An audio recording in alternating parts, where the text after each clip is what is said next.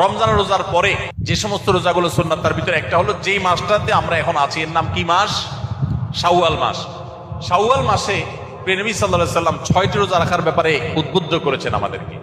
এটা হলো একটা সুন্নাত রোজা, যে রমজানের 30 রোজার পরে শাওয়ালে কয়টা রোজা রাখা? 6টা রোজা রাখা।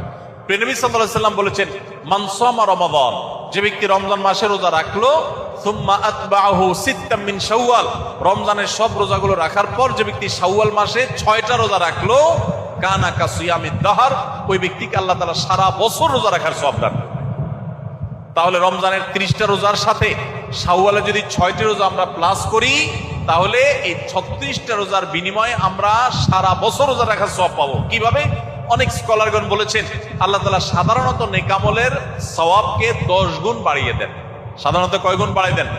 10 গুণ। কাউকে চাইলে আল্লাহ বাড়িয়েও দেন, কমপক্ষে 10 গুণ বাড়িয়ে দেন। তো 30টা রোজা